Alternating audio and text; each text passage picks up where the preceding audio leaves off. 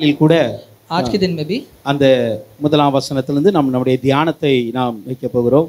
पहला वचन से हम उसका अध्ययन चालू करेंगे.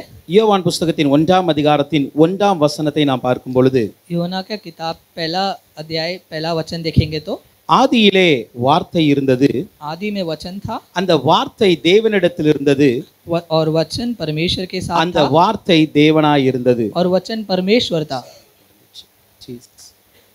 இது சொல்லுகிறது ஆதியிலே வார்த்தை இருந்ததாம். आदि में वचन था. அந்த ஆதியிலே என்று சொல்லப்படும் பொழுது आदि बोले तो ஆதியாகமம் 1ஆம் அதிகாரத்தின் 1ஆம் வசனம் அப்படிதான் தொடங்குகிறது. उत्पत्ति का किताब पहला अध्याय पहला वचन भी यही कहता है. அங்கு தொடங்குகிறது ஆதியிலே தேவன் வானத்தையும் பூமி சிருஷ்டித்தார். वहाँ लिखा गया है आदि में परमेश्वर ने आकाश और पृथ्वी को बनाया, सृष्टि किया. அல்லேலூயா. हालेलुया. இந்த ஆதி என்பது என்ன? आदि मतलब क्या? நம்முடைய அறிவுக்கு அந்த ஆதி என்பது எவ்வளவு எதை சொல்லுகிறது? हमारे दिमाग के हिसाब से वो आदि बोले तो क्या? ஆதி என்றால் ஒரு காரியத்தின் துவக்கம் என்று எடுத்துக்கொள்ளலாம். आदि बोले तो एक कार्य का एक शुरुआत. இங்க நம்ம பார்க்கிறோம், यहाँ हम देखते हैं ஆதியிலே வார்த்தை இருந்தது, आदि में वचन था, அல்லது ஆதியிலே வானமும் பூமியும் சிருஷ்டிக்கப்பட்டது. नहीं तो देखते आदि में आकाश और पृथ्वी का सृष्टि हुआ. அப்ப இந்த ஆதி என்பது என்ன அப்படின்னா, आदि बोले तो क्या? உலகம் உருவாவதற்கு முன்னான காலம் என்று பார்க்கலாம், ये दुनिया होने के पहले के समय, அல்லது காலங்கள் உண்டாவதற்கு தொடங்குவதற்கு முன்னான நாட்கள் என்று ये பார்க்கலாம், समय चालू होने के पहले का समय, அல்லது படைப்புகள் தொடங்குவதற்கு முன்னான நாட்கள் என்று பார்க்கலாம். नहीं तो सृष्टि होने के पहले की समय. அல்லேலூயா. இப்ப நம்ம இங்க பார்த்தோம் அப்படின்னா, यहाँ देखे ஆதி என்றால் பூமியை உண்டாக்கின அன்றுதான் ஆதியா அப்படி என்று கேட்டால் இல்லை. ये दुनिया को बनाया हुआ वो प्रेम आदि है तो बोले तो वो नहीं है. ஆதி என்பது आदि बोले அதற்கு முன்பாகவே இருக்கிறது என்று அர்த்தம். उसके पहले से है करके है. இந்த பூமியை உண்டாக்குகிற அன்னைக்கு தான் வார்த்தை இருந்ததா? ये दुनिया जब बनाई गई थी तभी ही वो वचन था क्या? இல்லை, नहीं. அதற்கு முன்பாகவே வார்த்தை இருந்தது, उसके पहले से वचन था, அதற்கு முன்பாகவே தேவன் இருந்தார். उसके पहले से परमेश्वर थे. அப்ப இங்க ஆதி என்பது तो यहाँ आदि बोले तो படைப்பாய் இருக்கட்டும், सृष्टि होने दो, காலமாய் இருக்கட்டும், नहीं तो समय होने दो, அல்லது மற்ற வானம் பூமியாய் இருக்கட்டும், नहीं तो आकाश पृथ्वी होने दो, இது எல்லாம் தொடங்குவதற்கு முன்னாக இருக்கிற காலங்களை அது குறிக்கிறது. ये सब शुरू होने के पहले का काल को दर्शाता है. இப்படி சொல்லலாம், ऐसे कह सकते हैं எல்லா ஆரம்பத்திற்கும் ஆரம்பம் தான் இந்த ஆதி என்பது. सबका शुरुआत ही ये आदि है. அல்லேலூயா. நீங்க எத்தனை ஆயிரக்கணக்கான ஆண்டுகள் முன்பாக आप हजारों सालों के पहले ஒரு தொடக்கத்தை வைத்தாலும் एक शुरुआत रखे तो அதற்கு முன்பாகவே ஆண்டவர் இருக்கிறார், उसके पहले भी परमेश्वर है, அதற்கு முன்பாகவே தேவன் இருக்கிறார். उसके पहले भी परमेश्वर है. அதை நான் உங்களுக்கு புரியுற மாதிரி இப்படி சொல்றேனே. उसे आपके समझने लायक मैं बताता हूँ. சில பேர் இப்படி சொல்லுகிறார்கள், कुछ लोग ऐसे कहते हैं இந்த உலகம் படைக்கப்பட்டு 6000 வருடங்கள் ஆகிறது. ये दुनिया बनकर 6000 साल हो चुका சில है. பேர் சொல்லுகிறார்கள், कुछ लोग कहते हैं இந்த உலகம் உருவாக்கப்பட்டு ஒரு நூற்றுக்கணக்கான வருடங்கள் ஆகிறது அல்லது ஆயிரக்கணக்கான வருடங்கள் ஆகிறது. ये कुछ लोग कहते हैं कि ये दुनिया बनकर हजारों करोड़ों साल हुए करके. சில பேர் சொல்லுவாங்க மில்லியன்ஸ் ஆஃப் இயர் ஆயிடுச்சுன்னு சொல்லுவாங்க. कुछ लोग बोलते हैं मिलियंस ऑफ साल हो गए करके. அது 6000 வருடமா இருந்தாலும் சரி, वो 6000 करोड़ हो सकता அல்லது பல ஆயிரம் வருடங்களா இருக்கட்டும், नहीं तो हजारों साल होने दो, அல்லது பல மில்லியன் ஆண்டுகளா இருக்கட்டும், नहीं तो वो मिलियन साल भी रहने दो. இவை எல்லாவற்றுக்கும் முன்பாக தேவன் இருந்தார். इन सब के सामने परमेश्वर सबसे पहले परमेश्वर था. அல்லேலூயா. புரியுதா? हालेलुया. எல்லா நீங்க எத்தனை ஆண்டுகள் கணக்கு வச்சாலும் आप कितनी भी सालों का एक कैलकुलेशन रखे तो அந்த கால்குலேஷனுக்கு முன்னாடி தேவன் இருக்கிறார், அதுதான் ஆதி. उस कैलकुलेशन के पहले ही परमेश्वर है, वही आदि है. அல்லேலூயா. அதான் சொல்றேன், எந்த தொடக்கத்தை ஒரு புள்ளியில நீங்க தொடங்கினாலும் आप किस डॉट से वो शुरू करते हो, அந்த தொடக்கத்திற்கு முன்பாக தேவனும் இருக்கிறார், அவருடைய வார்த்தையும் இருக்கிறது. उस शुरुआत के समय ही उसके पहले ही परमेश्वर और उसका वचन है. அல்லேலூயா. அதுதான் சொல்கிறது ஆதியிலே வார்த்தை இருந்தது. वही यहाँ कहा गया कि आदि में वचन था. அந்த வார்த்தை ஆதியிலே எல்லாவற்றுக்கும் படைப்பதற்கு முன்பாக அந்த வார்த்தை வருகிறது. ये जो वचन है वो सृष्टि करने के पहले ही है करके. ஏன்னா நீங்கள் ஆதியாகமத்தில் பார்க்கும் பொழுது अगर आप उत्पत्ति में தேவன் இந்த பூமியை படைக்கும் பொழுது, வானத்தை படைக்கும் பொழுது எப்படி படைத்தார் தெரியுமா? वो जब दुनिया और आकाश को बनाया तो कैसे தன்னுடைய வார்த்தையின் நிமித்தமாகவே படைத்தார். अपने वचन से बनाया. அல்லேலூயா. அப்போ இந்த படைப்புக்கு முன்னாடி என்ன இருக்கு? வார்த்தை இருக்கிறது. ये सृष्टि के सामने पहले क्या है बोले तो वचन है। வார்த்தை இருக்கிறது என்றால் தேவன் இருக்கிறார் என்று அர்த்தம். वचन है बोले तो परमेश्वर है। வெளிச்சம் உண்டாக கடவுது என்று வார்த்தையை சொன்னார், வெளிச்சம் உண்டாயிற்று. उजियाला आने दे करके बोलने पर उजियाला आ गया। அதே போல நீர்நிலைகள் உண்டாகட்டும் என்று சொன்னார், உண்டாகி விட்டது. पानी आ जाए करके बोले तो पानी आ गया। வானம் உண்டாக வேண்டும் என்று சொன்னார், வானம் உண்டாயிற்று. आकाश आने दे करके बोले तो आकाश का மிருக ஜீவன்கள் உண்டாக வேண்டும் என்று சொன்னார், மிருக ஜீவன்கள் உண்டாகி விட்டது. जानवर सृष्टि होने दो करके बोला तो जानवर आ गए। இப்படி எல்லாவற்றையும் தன்னுடைய வார்த்தையினால் அவர் படைத்தார். ये सब उसने अपने वचन से बनाया। அதனால தான் சொல்லுகிறது வார்த்தையானது எல்லா தொடத்திற்கும் முன்பாகவே இருக்கிறது. इसलिए कहते हैं कि वचन जो है सब हर एक शुरुआत के पहले से है। இந்த வார்த்தையை ये वचन எப்படி சொல்லுகிறார் என்றால் கிரேக்க வேர்ட்ல லோகோஸ் என்று சொல்லுவாங்க. इस वचन को ग्रीक के भाषा में ऐसे बोलते हैं லோகோஸ் என்று சொல்லுவாங்க. लोगोस बोलते हैं। இது எப்படி அப்படினா ये कैसे बोले இது தேவனின் வார்த்தையாகவே அது இருக்கிறது. ये परमेश्वर का वचन ही है। யூத ரபிகள் இதை எப்படி சொல்லுவாங்க தெரியுமா? यहूदी रबी कैसे कहते हैं ऐसे? தேவனை தேவனுடைய வார்த்தை என்றே அழைப்பார்கள், परमेश्वर को परमेश्वर का वचन करके बोलते हैं, அல்லது தேவனுடைய வார்த்தையை தேவன் என்றே அழைப்பார்கள். परमेश्वर के वचन को परमेश्वर करके बुलाते हैं। அல்லேலூயா. தேவனும் தேவனுடைய வார்த்தையும் ஒன்று.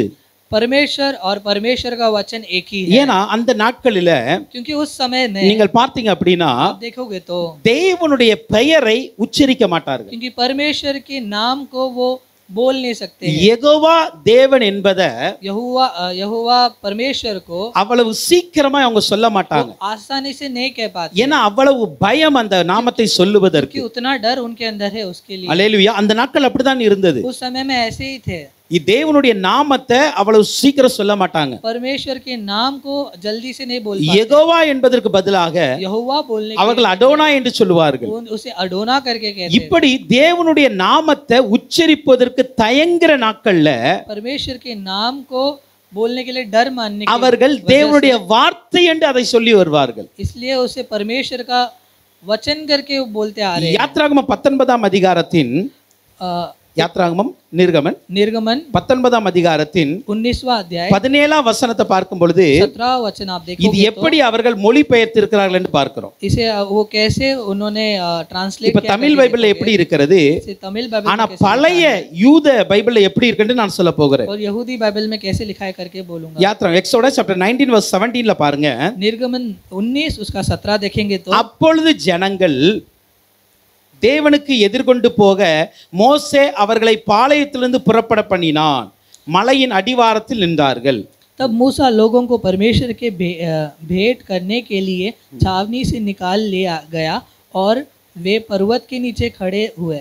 இங்க என்ன சொல்லுகிறார்கள் தெரியுமா? यहाँ क्या बोला गया? தேவனுக்கு எதிர்கொண்டு போக பாளையத்திற்கு இருந்து வந்தார்கள் என்று பார்க்கிறோம். நம்ம परमेश्वर से भेंट करने के लिए वो छावनी से निकाल ले गए।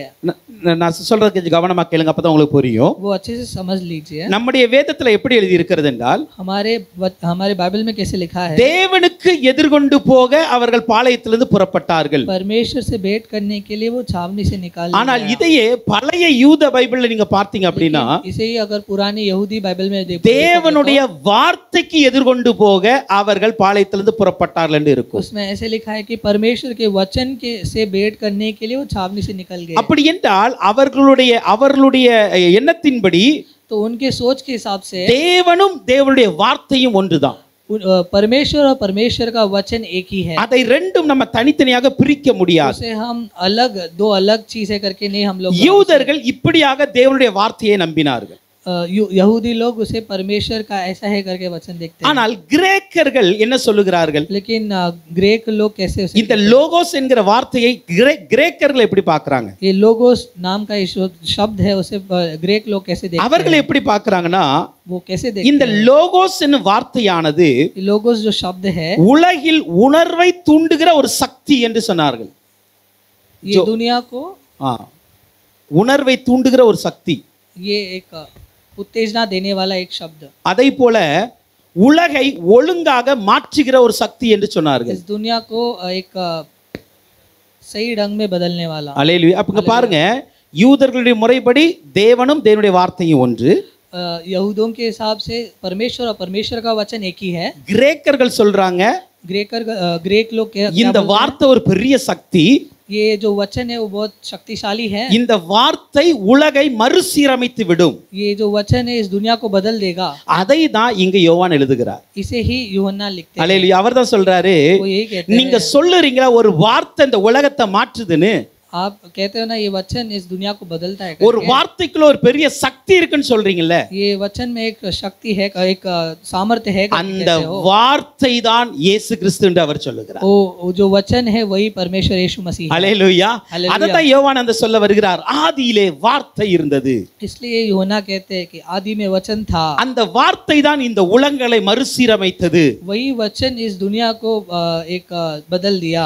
அந்த வார்த்தை தான் இந்த உலகத்துல ஒரு புதிய சக்தியை கொடுக்கிறது. वही वचन है इस दुनिया में एक नया सामर्थ्य लेके आया। அல்லேலூயா. இன்னைக்கு அந்த வார்த்தை தான் இன்னைக்கு நம்மோடும் இருக்கிறது. वही वचन हमारे साथ भी आज है। அல்லேலூயா. அல்லேலூயா. இதை புரிந்து கொள்வதற்கு தான் ஆதியிலே வார்த்தை இருந்தது என்று அவர் எழுதுகிறார். इसे समझने के लिए ही उसने यूहन्ना ने आदि में वचन था करके लिखा है। அல்லேலூயா. அல்லேலூயா. இந்த வார்த்தையை ये वचन को நீதிமொழிகள் 8ஆம் அதிகாரத்தின் 22 23 வசனத்தை பார்க்கும் பொழுது, नीति वचन 8वां अधिकार 22 और 23, 8वां अध्याय 22 और 23 देखेंगे तो, கர்த்தர் தமது கிரியைகளுக்கு முன் பூர்வ முதல் என்னை தமது வழியின் ஆதியாக கொண்டிருந்தார். பூமி உண்டாகும் முன்னும் ஆதி முதற்கொண்டும் அனாதியாய் நான் அபிஷேகம் பண்ணப்பட்டேன். இங்கு சொல்லுகிறார், தமது கிரியைகளுக்கு முன் பூர்வ முதல் என்னை தமது வழியின் ஆதியாக கொண்டு இருக்கிறார். यहोवा ने मुझे काम करने के आरंभ में वरना अपने प्राचीन काल के कामों से भी पहले उत्पन्न किया। मैं सदा से वर्ण आदि ही से पृथ्वी की सृष्टि से पहले ही से ठहराई गई हूँ। இங்க ஆதி என்பதை எப்படி சொல்லுகிறது? यहाँ आदि को कैसे कहा गया है? பூர்வ முதல். आरंभ से। அதை போல அனாதியா என்று சொல்லுகிறது. तो प्राचीन काल के कामों से। அல்லேலூயா. இதைத்தான் வெளிப்படுத்தல் 1ஆம் அதிகாரத்தின் 8ஆம் வசனத்தில் 11ஆம் வசனத்தில் பார்க்க முடியும். इसे हम प्रकाशित वाक्य के पहला अधिकार 8 और 11 वचन में देखते हैं. पहला अध्याय 8 और 9 वचन में देखते हैं, இருக்கிறவரும் இருந்தவரும் வருகிறவருமாகிய जो है, जो था, जो आने वाला है, சர்வ வல்லமையுள்ள தேவ கர்த்தர், सर्व सामर्थ्य परमेश्वर, நான் அல்பாவும் ஓமேகாவும் मैं अल्फा और ओमेगा हूँ, ஆதியும் அந்தவுமாய் இருக்கிறேன். आदि और अंत हूँ। அல்லேலூயா. இந்த அல்பா ஓமேகானா என்ன? ये अल्फा और ओमेगा मतलब क्या? அல்லேலூயா. கிரேக்க வார்த்தையின் ये கிரேக்க எழுத்துக்கள் இல்ல, ग्रीक के शब्दों में முதல் எழுத்து அல்பா. पहला जो अल्फाबेट है, पहला लेटर है वो अल्फा. கடைசி லெட்டர் வந்து ஓமேகா. आखिरी लेटर जो है वो ओमेगा है। அல்லேலூயா. அதான் சொல்லுகிறது, அல்பாவும் ஓமேகாவும் என்றால் अल्फा और ओमेगा बोले तो அவர்தான் தொடக்கம், அவர்தான் முடிவு. वही शुरुआत है, वही अंत है। அதான் சொல்கிறது, அவர் ஆதியும் அந்தவுமாய் இருக்கிறார். वही आरंभ और अंत है। அவர்தான் முந்தினவரும் பிந்தினவருமாய் இருக்கிறார். वही पहला था और आने वाला है। அல்லேலூயா. हालेलुया। இப்போ அந்த வார்த்தை யாரிடத்தில் இருந்தது? वो वचन किसके पास था? இப்போ இங்க சொல்லப்படுகிற வார்த்தை நம்முடைய வார்த்தை அல்ல. ये जो वचन हम बोलते हैं वो हमारा இங்க சொல்லப்படுகிற லோகோஸ் என்கிற வார்த்தை लोगोस शब्द है, மனித வார்த்தை அல்ல.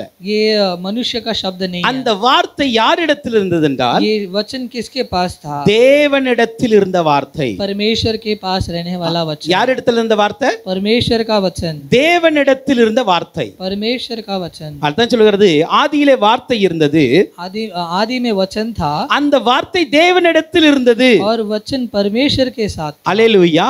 அப்ப தேவனிடத்தில் வார்த்தை என்ற ஒன்று இருந்ததுனால परमेश्वर के पास वचन था, इसलिए இந்த அந்த வார்த்தை தேவனிடத்தில் இருந்தது, वचन परमेश्वर के साथ था। இந்த ஒரு வார்த்தையிலிருந்து इस वचन से நாம் நம்முடைய திரித்துவ தேவனை பார்க்க முடியும். हम अपने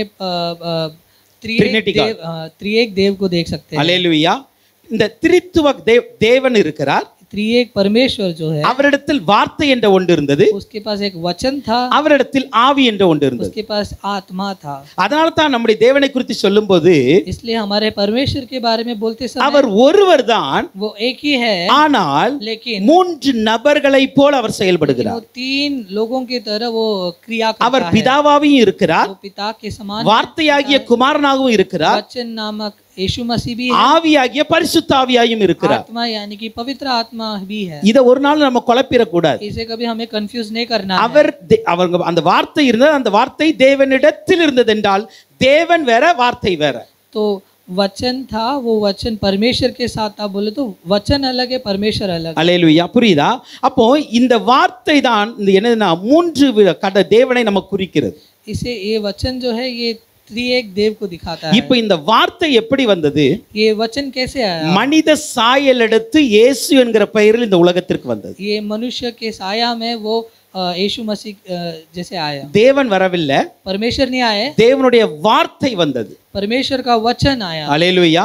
அதே யோவான் 1ஆம் அதிகாரத்தின் 14ஆம் வசனத்தை பார்க்கலாம். यूहन्ना के किताब पहला अध्याय के 14वां वचन देखेंगे तो அந்த வார்த்தை மாம்சமாகி, और वचन देहधारी हुआ। நல்லா பாருங்க, அந்த வார்த்தை மாம்சமாகி वो वचन देहधारी हुआ கிருபையினாலும் சத்தியத்தினாலும் நிறைந்தவராய் और अनुग्रह और सच्चाई से நமக்குள்ளே வாசம் பண்ணினார். हमारे बीच में ढेरा किया। அல்லேலூயா. அப்போ அந்த வார்த்தை மாம்சமாய் மாறி வருகிறது. वो वचन देहधारी हुआ। அந்த மாம்சமாய் மாறி வந்தவரை தான் நாம் இயேசு என்று சொல்லுகிறோம். वो देहधारी होने वाले वो यीशु मसीह को ही हम कहते हैं। அல்லேலூயா. உங்களுக்கு இது குழப்பமா இருக்கும் என்றால் अगर आपको ये कंफ्यूजन இன்னொரு வசனத்தை நம்ம பார்க்கலாம். और एक वचन देखेंगे। வெளிப்படுத்தல் 19ஆம் அதிகாரத்தின் प्रकाशित वाक्य 19वां अध्याय 13ஆம் வசனத்தை பார்க்கலாம். 13वां वचन देखेंगे। அங்கு சொல்லுகிறது, वहाँ कहा गया है அவருடைய நாமம் தேவனுடைய வார்த்தை என்பதே. उसका नाम परमेश्वर की परमेश्वर शब्द का शब्द वचन है, वचन है। 13 பாருங்க. उसका नाम परमेश्वर का वचन है। அல்லேலூயா. புரியுதா? அப்போ யாருடைய நாமம்? இயேசுனுடைய நாமம். परमेश्वर का, यीशु मसीह का नाम। அப்ப இயேசுனுடைய நாமம் என்னதுன்னா தேவனுடைய வார்த்தை. यीशु मसीह का नाम बोले तो परमेश्वर का वचन। அல்லேலூயா. அப்போ தேவன் இருக்கிறார், தேவனுடைய வார்த்தை இருந்தது, परमेश्वर थे और परमेश्वर का वचन था। அந்த வார்த்தை தேவனிடத்தில் இருந்தது. वो वचन परमेश्वर के पास था। அடுத்து அந்த சொல்லுகிறது, अगला वहाँ कहा गया है அவர் தேவனோடு இருந்தார். और वचन परमेश्वर சரி, அந்த அந்த வார்த்தை தேவனாயும் இருக்கிறது. और वो वचन परमेश्वर था। அல்லேலூயா. 2ஆம் வசனத்தை பார்க்கலாம். दूसरा वचन देखेंगे। அவர் ஆதியிலே தேவனோடு இருந்தார். यही आदि में परमेश्वर के साथ था। யாரு தேவனோடு இருந்தார்? कौन परमेश्वर के साथ था? இயேசு கிறிஸ்து என்னும் வார்த்தை தேவனோடு இருந்தது. यीशु मसीह यानी परमेश्वर का वचन परमेश्वर के साथ था। அல்லேலூயா. ரொம்ப பெருசா போட்டு குழப்பிக்கிட வேண்டாம். इसे आप बड़ा बनाकर कंफ्यूज मत कर। ஆதி என்பது आदि बोले तो காலங்கள் எல்லாம் தொடங்குவதற்கு முற்பட்ட நாட்கள்னு புரிந்து கொள்ளுங்க. जो समय आने के पहले, அப்பொழுது இருந்தே ஒரு வார்த்தை இருக்கிறது. तभी से एक वचन था। அந்த வார்த்தை யார் இடத்தில் இருந்தது என்றால் वो वचन किसके पास था? தேவனிடத்தில் இருந்தது. परमेश्वर के साथ था। தேவனிடத்தில் இருந்தாலும் அதுவும் தேவனாய் இருந்தது. परमेश्वर के साथ था परंतु वो भी परमेश्वर था। இயேசு கிறிஸ்து வார்த்தையாய் வந்தார். यीशु मसीह वचन बनकर आए। அவர் தேவனிடத்தில் இருந்தவர், वो यीशु मसीह परमेश्वर के साथ थे, ஆனால் அவர் தேவனாயும் இருக்கிறார். लेकिन वो खुद भी परमेश्वर है। அல்லேலூயா. இப்போ அவர் ஆதியிலே தேவனோடு இருந்தார் என்று சொல்லுகிறது. यहाँ बोला गया कि आदि में वो परमेश्वर के साथ था। அல்லேலூயா. அவர் தேவனோடு இருக்கிறார். वो परमेश्वर के साथ है। நீங்க சங்கீதம் 45ஆம் அதிகாரத்தின் भजन संगीता 45 देखेंगे तो 6ஆம் 7ஆம் வசனத்தை பார்க்கும் பொழுது 6वां और 7वां वचन देखेंगे तो சாம்ஸ் 45 6 and 7ல பாருங்க. भजन संगीता 4 अध्याय 6 और 7 देखेंगे तो தேவனே உமது சிங்காசனம் என்றென்றைக்கும் உள்ளது, உம்முடைய ராஜ்யத்தின் செங்கோல் நீதியுள்ள செங்கோலாய் இருக்கிறது. நீர் நீதியை விரும்பி அக்கிரமத்தை வெறுக்கிறீர். ஆதலால் தேவனே உம்முடைய தேவன் உமது தோழரை பார்க்கிறோம் உம்மை ஆனந்த தைலத்தினால் அபிஷேகம் பண்ணினார். हे परमेश्वर, तेरा सिंहासन सदा सर्वदा बना रहेगा, तेरा राजदंड न्याय का है। तूने धर्म से प्रीति और दुष्टता से बैर रखा है। इस कारण परमेश्वर ने, हाँ तेरे परमेश्वर ने तुझको तेरे साथियों से अधिक हर्ष के तेल से अभिषेकित किया है। அல்லேலூயா. हालेलुया। இந்த வசனம் எத்தனை பேருக்கு புரியுது? ये वचन कितने लोगों को समझ में आ रहा है? இந்த வசனத்துல யாரெல்லாம் இருக்கா அதை சொல்லுங்க பாப்போம். புரிஞ்சவங்க சொல்லுங்க பாப்போம். ये वचन में कौन कौन है? இந்த வசனத்துல யாரெல்லாம் இருக்கறா? ये वचन में कौन कौन है? कौन बता सकता है? இந்த வசனத்துல वचन में தேவன் இருக்கிறார், परमेश्वर है, குமாரனும் இருக்கிறார், और புத்திரர் पुत्र भी है பரிசுத்த ஆவியும் இருக்கிறார். और पवित्र आत्मा भी है। அல்லேலூயா. हालेलुया। அங்க என்ன சொல்லுகிறது? वहाँ क्या தேவனே உமது சிங்காசனம் என்றென்றைக்கும் உள்ளது, हे परमेश्वर तेरा सिंहासन सदा सर्वदा बना உமது रहेगा ராஜ்யத்தின் செங்கோல் और तेरा राजदंड न्याय का நீதியுள்ள செங்கோலாய் இருக்கிறது. न्याय का है। நீர் நீதியை விரும்பி அக்கிரமத்தை வெறுக்கிறீர். तूने धर्म से प्रीति और दुष्टता से बैर रखा है। இந்த சிங்காசனம் என்பது ये जो राजदंड है, தேவனுடைய சிங்காசனமா இருக்கிறது. ये जो सिंहासन है वो परमेश्वर का सिंहासन है। நீர் நீதியை விரும்பி அக்கிரமத்தை வெறுக்கிறீர் என்பது ये तूने धर्म से प्रीति और दुष्टता से बैर रखा है, இதுவும் தேவனுடையதா இருக்கிறது. ये परमेश्वर का ही है। ஆதலால் தேவனே इस कारण परमेश्वर உம்முடைய தேவன், परमेश्वर ने हाँ இங்க எப்படி தேவனே உம்முடைய தேவன் என்று வருகிறது? यहाँ क्यों कहा गया परमेश्वर तेरे परमेश्वर? அல்லேலூயா. அப்ப இது யார்? தேவன் யார்? உம்முடைய தேவன் யார்? परमेश्वर और तेरे परमेश्वर कौन है? இந்த வசனம் புரியுதா? ये वचन समझ में आ रहा है?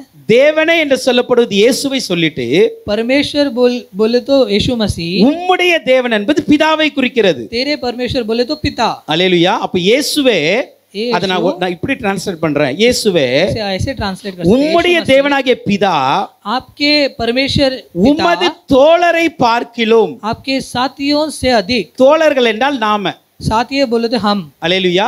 இயேசு சொன்னார்ல, நீங்கள் என் சிநேகிதர்கள் இருக்கு. यीशु मसीह ने कहा ना आप हमारे आप मेरे நம்மை प्रेमी हो। பார்க்கிலும் हमसे ज्यादा ஆனந்த தைலத்தினால் अभिषेक के तेल से அவர் அபிஷேகம் பண்ணினார். वो उसे अभिषेक किया। அப்ப இந்த அபிஷேகம் என்பது ஆவியானவரை குறிக்கிறது. ये अभिषेक बोले तो पवित्र आत्मा को दिखाता இப்ப இந்த வசனம் புரியுதா உங்களுக்கு? है। ये वचन अच्छे से समझ में आ रहा है? இயேசுவே यीशु मसीह உம்முடைய தேவனாகிய பிதா तेरे पिता இந்த மனுஷர்களாகிய எங்களை பார்க்கிலும் हमारे मनुष्य हमसे அதிகமாக உங்களை அபிஷேகிக்கிறார். अधिक रूपिक आपको अभिषेक करते हैं। அல்லேலூயா.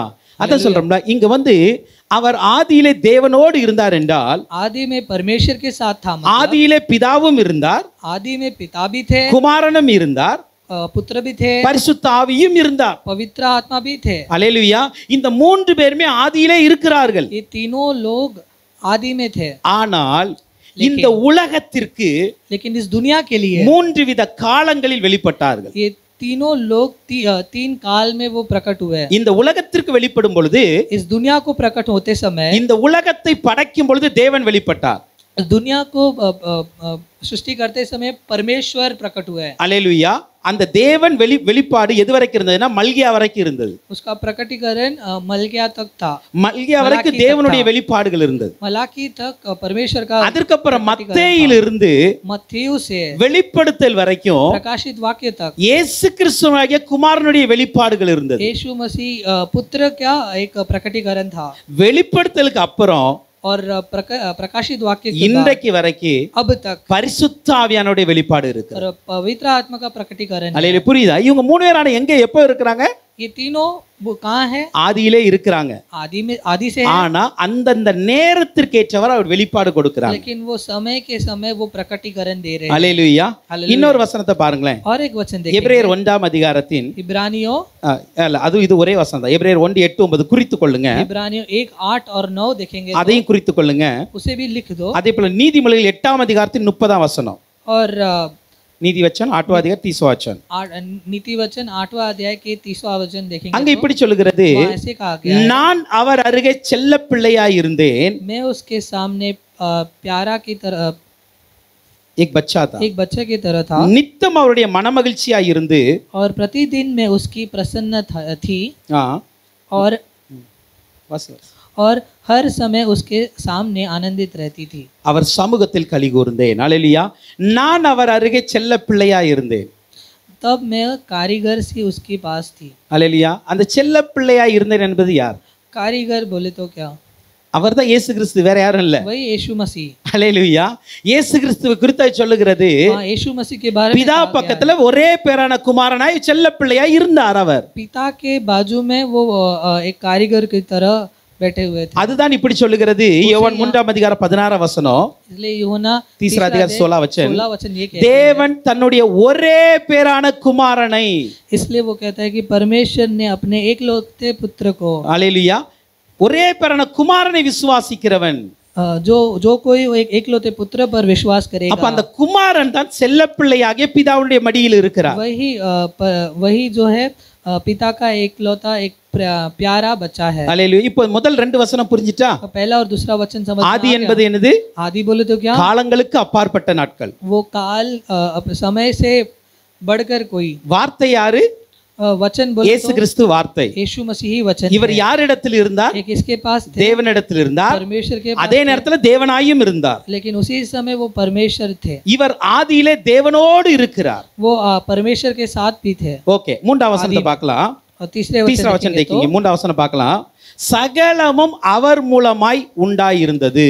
सब कुछ उसी के द्वारा उत्पन्न हुआ. உண்டானது ஒன்றும் அவராலே அல்லாமல் உண்டாகவில்லை. और जो कुछ उत्पन्न हुआ है उसमें से कोई भी वस्तु उसके बिना उत्पन्न नहीं हुई. அல்லேலூயா. நான் கடந்த வாரத்திலே சொன்னேன், मैं पिछले हफ्ते में ही कहा இந்த था, யோவான் புஸ்தகம் जो यूहन्ना का किताब है எதற்காக எழுதப்பட்டதா? किसके लिए लिखा गया था? இயேசுவை தேவனுடைய குமாரன் என்று சொல்லப்படும்படி எழுதப்பட்டது. यीशु मसीह परमेश्वर का पुत्र है करके प्रकट करने के लिए लिखा गया. அல்லேலூயா.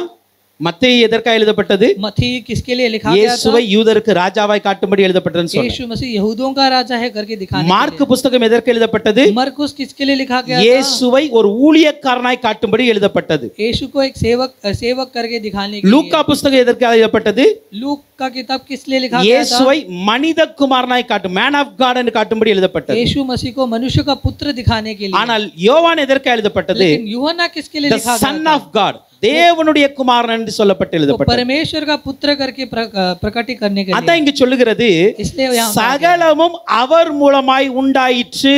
इसलिए यहाँ लिखा गया कि सब कुछ उसके द्वारा उत्पन्न हुआ. அல்லேலூயா. அப்ப யார் மூலமாய் உண்டாக்கும் பொழுது, तो जो उत्पन्न होते समय, இந்த பூமி இந்த வானமும் பூமி உண்டாக்கப்படும் பொழுது ये आकाश और पृथ्वी उत्पन्न होते समय தேவன் மூலமாய் மாத்திரம் அல்ல, இயேசு கிறிஸ்து மூலமாய் உண்டாக்கப்பட்டது. परमेश्वर के द्वारा ही नहीं, यीशु मसीह के द्वारा भी उत्पन्न हुआ. அதை நாம் இப்படி சொல்லலாம், इसे हम ऐसे कह இந்த सकते हैं, மூன்று பேரும் செயல்பட்டு தான் இந்த பூமியை ये உண்டாக்கினார்கள். तीनों मिलकर ही इस पृथ्वी को बनाए. அல்லேலூயா. புரியுதா? பிதா, குமாரன், பரிசுத்தாவி, पिता, पुत्र और पवित्र இந்த आत्मा, மூன்று பேரும் இணைந்து தான் அதை ये உருவாக்குகிறார்கள். तीनों मिलकर ही इसे उत्पन्न करते हैं. அல்லேலூயா. हालेलुया. ஆதியாகமம் 1:2 வசனத்தை பாருங்க.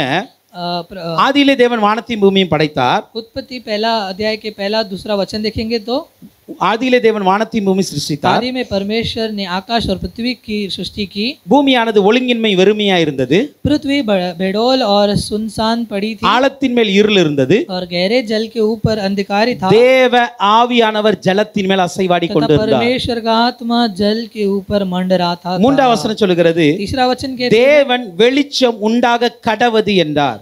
जब परमेश्वर ने कहा उजियाला हो तो उजियाला हो गया. வெளிச்சம் உண்டாயிட்டு. तो उजियाला हो இந்த गया. மூன்று வசனத்துல ये तीसरा तीनों वचन தேவன் देखेंगे இருக்கிறார், तो परमेश्वर है ஆவியானவர் அசைவாடி கொண்டிருக்கிறார், और आत्मा मंडराता है இயேசு கிறிஸ்து வார்த்தையாக வெளிவருகிறார். और यीशु मसीह वचन बनकर वो प्रकट இந்த होते हैं. மூன்று பேரும் இணைந்து தான் இந்த உலகத்தை ये உருவாக்குகிறார்கள். तीनों मिलकर इस दुनिया को वो उत्पन्न करते हैं. அதான் சொல்லுகிறது, சகலமும் அவர் மூலமாய் உண்டாயிருக்கிறது. इसलिए कहा गया कि सब कुछ उसी के द्वारा उत्पन्न हुआ அவரை है. அல்லாமல் எதுவும் உண்டாகல. उसके अलावा कुछ नहीं बना. அல்லேலூயா. சில பேர் உங்ககிட்ட வந்து கேட்கலாம், कुछ लोग ऐसे पूछ सकते हैं, தேவன் தானே வானத்தை இந்த பூமியை உண்டாக்குனாரு, परमेश्वर ही इस आकाश और पृथ्वी को बनाया. இயேசு கிறிஸ்து எங்க உண்டாக்குனாரு, यीशु मसीह ने कहा बनाया, பரிசுத்தாவியனர் எங்க உண்டாக்குனாங்க? पवित्र आत्मा ने क्या बनाया? ஏன்னா எகோ விட்னஸ்காரங்க இந்த கேள்வியை கேட்பாங்க. यहोवा विटनेस के लोग यही वचन बोलते हैं. அல்லேலூயா. यही அவங்க पूछते சொல்ற हैं, எகோவா தேவன் தான் உண்டாக்குனார். यहोवा परमेश्वर ने बनाया. எப்பா எகோவா தேவன் உண்டாக்கினாலும் यहोवा परमेश्वर ने बनाया எப்படி तो भी உண்டாக்கினார்? कैसे बनाया? நல்லா புரிந்து கொள்ளுங்க. अच्छे से समझ இதுல लो. யாருமே கன்ஃபியூஸ் ஆக கூடாது. इसमें कोई भी कंफ्यूज मत होना. எகோவா தேவன் தான் உண்டாக்கினார். यहोवा परमेश्वर ने ही बनाया है. ஆனால் அவர் உண்டாக்கும் பொழுது लेकिन जब उसने बनाया, வார்த்தையாகிய இயேசு கிறிஸ்து வெளிப்பட்டார். वचन यानी कि यीशु मसीह प्रकट हुए. அந்த வார்த்தை சொல்லப்படும் பொழுது जब वचन कहा गया பரிசுத்த ஆவியானவர் அதை மறுசீரமைப்பு பண்ணுகிறார். और पवित्र आत्मा ने उसे वो एक बदल दिए. அப்ப அந்த மூன்று பேரும் இணைந்து தான் உலகம் ये உண்டாகுகிறது. तीनों मिलकर ये पृथ्वी बना. அல்லேலூயா. சோ அதனால யார் வந்து உங்ககிட்ட எந்த டவுட் இந்த காரியத்துக்கு சொன்னாலும் கூட, अगर कोई भी आकर आपको ऐसे एक सवाल करेंगे இந்த तो மூன்று பேர் இல்லாமல் சிருஷ்டிப்பு இல்லை என்பதை தெளிவா புரிந்து கொள்ளுங்க. ये तीनों साथ मिलकर ही ये किए करके आपको समझना இன்றைக்கும் है. கூட आज भी ஒரு मனிதனை एक मनुष्य को ஆண்டவர் प- पवि- பாவத்திலிருந்து விடுதலையாக்கி परमेश्वर एक पाप से छुड़ाकर அவனை ஒரு பரிசுத்த சந்ததியாய் உருவாக்க வேண்டும் என்றால் एक पवित्र संतान बनाना है तो இந்த மூன்று பேருடைய வேலை அவசியம் என்பதை புரிந்து கொள்ளுங்கள். तीनों का क्रिया चाहिए करके आप பிதா अच्छे से இல்லாம समझ लो। पिता के बिना நீங்க பாவத்திலிருந்து வெளியே வர முடியாது. आप पाप से बाहर नहीं निकल ஏன்னா पाओगे, பிதா உங்களை நேசித்தால் தான் பாவத்திலிருந்து வெளியே வர முடியும். क्योंकि पिता आपसे प्रेम करेगा तभी आप पाप से बाहर निकल ஓகே, सकते பிதா நேசிச்சிட்டாரு, हो।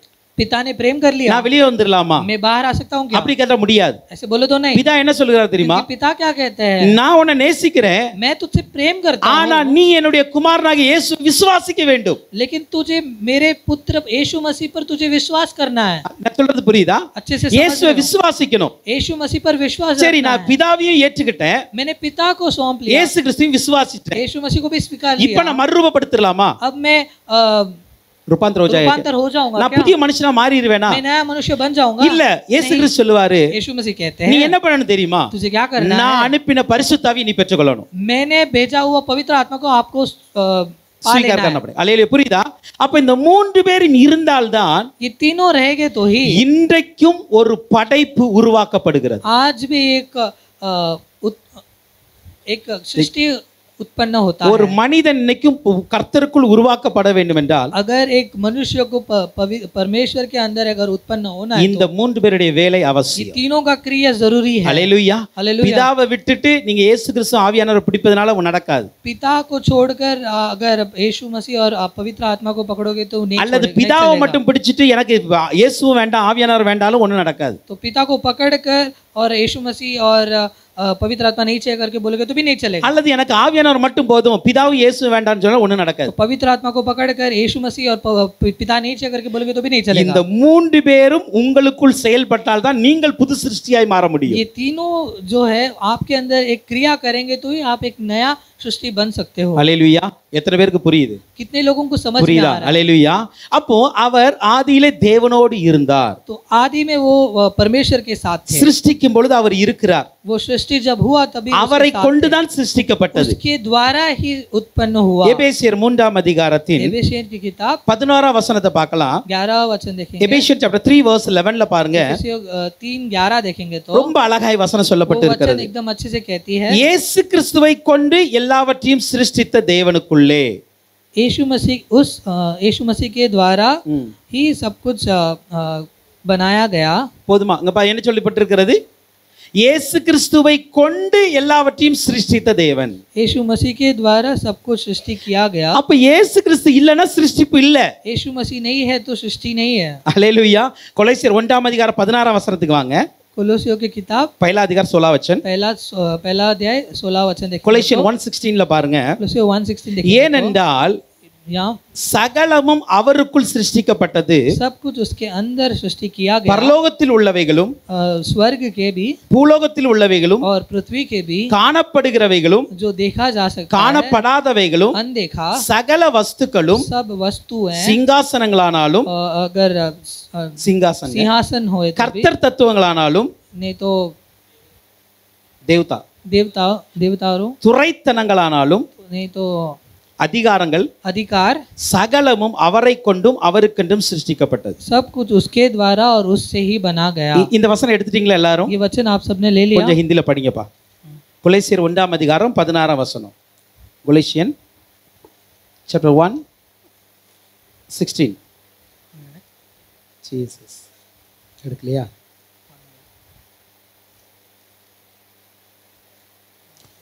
இங்க வாங்க. படியே. 1:16. அவருக்குள் சகலம் சிருஷ்டிக்கப்பட்டது. பரலோகத்தில் உள்ளவைகளும் பூலோகத்தில் உள்ளவைகளும் காணப்படுகிறவைகளும் காணப்படாதவைகளும் சகல வஸ்துக்களும் சிங்காசனங்களானாலும் கர்த்தர் தத்துவங்களானாலும் துரைத்தனங்களானாலும் அதிகாரங்களானாலும் சகலமும் அவரை கொண்டும் அவருக்கென்றும் சிருஷ்டிக்கப்பட்டது. இப்போ हिंदीல வாசிங்க. क्योंकि उसी में सारी वस्तुओं की सृष्टि हुई, स्वर्ग की हो अथवा पृथ्वी की, देखा या अनदेखी, क्या सिंहासन, क्या प्रभुताएं, क्या प्रधानताएं, ம். क्या अधिकार, हम्म। सारी वस्तुएं हाँ। उसी के द्वारा हाँ। और उसी के लिए सृजी गई है। அல்லேலூயா. இங்க சொல்லுகிறது यहाँ कहा गया है எல்லாமே அவரை கொண்டுதான் சிருஷ்டிக்கப்பட்டது. सब कुछ उसी के द्वारा सृष्टि அங்க किया சில गया है। விளக்கங்கள் சொல்லப்பட்டிருக்கிறது. वहाँ कुछ பரலோகத்தில் உள்ளவைகளா இருக்கட்டும். वो स्वर्ग के हो। பரலோகத்தில் உள்ளவைகள்னா எது? स्वर्ग के बोले तो क्या? தூதர்கள் இருக்கிறாங்க, वो बोले तो दूत लोग हैं, கேருபின் சேராபின்கள் இருக்கிறாங்க. केरूबिन और सेराबिन है, இவங்க எல்லாம் பரலோகத்தில் உள்ளவைகள். ये सब स्वर्ग के हैं। பூலோகத்தில் உள்ளவைகள் என்று சொல்லப்பட்டிருக்கிறது. पृथ्वी के बोले तो பூலோகத்தில் உள்ளவைகள்னா எது? पृथ्वी के कौन कौन? மனிதர்கள், விலங்குகள், எல்லாமே. मनुष्य, जानवर, இது எல்லாமே பூலோகத்தில் ये உள்ளவைகள். सब दुनिया के हैं। அதே போல சிங்காசனங்கள் ஆனாலும், ये सिंहासन बोले तो எந்த சிங்காசனமா இருக்கட்டும், कोई भी सिंहासन हो, பரலோகத்தில் இருக்கிற சிங்காசனமா இருக்கட்டும், स्वर्ग के सिंहासन हो, ஏன்னா இங்க ப்ளூரல்ல இருக்கிறது, क्योंकि यहाँ प्लूरल பல சிங்காசனங்கள் சொல்லுகிறது. सिंहासन लिखा பரலோகத்தில் गया है। இருக்கிற சிங்காசனமா स्वर्ग இருக்கட்டும், के सिंहासन, பூலோகத்தில் இருக்கிற சிங்காசனமா இருக்கட்டும், पृथ्वी के सिंहासन हो, கர்த்தர் தத்துவங்கள் என்று சொல்லுகிறது. यहाँ लिखा गया प्रभुताएं। அல்லேலூயா. அப்போ கர்த்தர் தத்துவங்களா கர்த்தருடைய அதிகாரங்கள், मतलब கர்த்தருடைய அதிகாரங்கள். परमेश्वर के अधिकार। அதே போல துரைத்தனங்களும் அதிகாரம் சொல்லப்பட்டிருக்கிறது. और यहाँ लिखा गया प्रधानताएं। இந்த துரைத்தனங்கள் என்பது என்னது? ये प्रधानताएं बोले तो क्या? துரைத்தனம் என்ன தெரியுமா? प्रधानताएं बोले तो क्या? இந்த துரைத்தனம், இந்த அதிகாரமும் பிசாசுடையது. ये जो प्रभुताएं और प्रधानताएं वो अधिकार शैतान का है। அல்லேலூயா. ஏன்னா சிலுவையில क्योंकि सूली पर அவர் துரைத்தனங்களையும் அதிகாரங்களையும் உரிந்து கொண்டார் என்று சொல்லுகிறதுல, क्योंकि प्रधानताएं और अधिकार को परमेश्वर ने सूली पर उसने नाश कर दिया। இதை எல்லாத்தையும் யார் படைச்சா?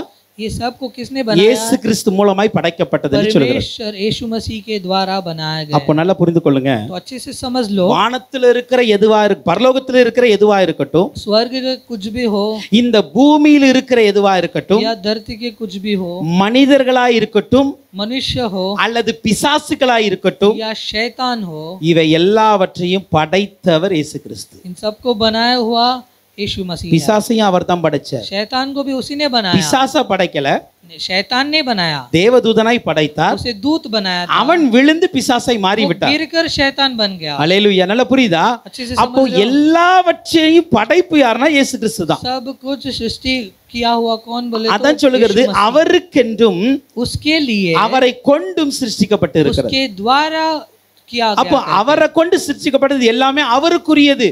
उसके द्वारा जो भी किया गया वो सब उसका है। அல்லேலூயா. எபிரேயர் 1:2 வாங்க.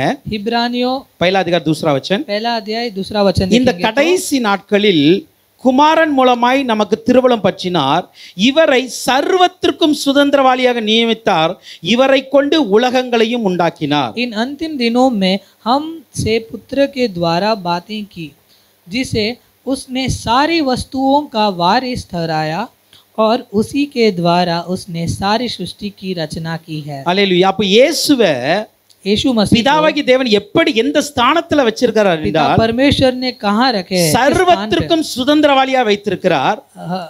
उसने उसको वारिस ठहराया है। அதை போல இவரை கொண்டு தான் உலகங்களையும் படைத்தார் என்று और சொல்லுகிறார். उसी से उसने सारी सृष्टि का रचना की है। அல்லேலூயா. அப்போ இந்த இயேசு கிறிஸ்து இல்லாமல் இந்த உலகங்கள் படைக்கப்படவில்லை. यीशु मसीह के बिना इस दुनिया को नहीं बनाया யோவான் गया। இந்த 3ஆம் வசனத்தை எழுதுவதின் நோக்கம் என்ன தெரியுமா? यूहन्ना किताब लिखने का ये कारण क्या है बोले வார்த்தையாய் வந்த இயேசு கிறிஸ்து தான் तो वचन बनकर आए हुए यीशु मसीह ही தேவனோடு இருந்து परमेश्वर के साथ रहेगा। அவர் மூலம்தான் இந்த உலகம் படைக்கப்பட்டது.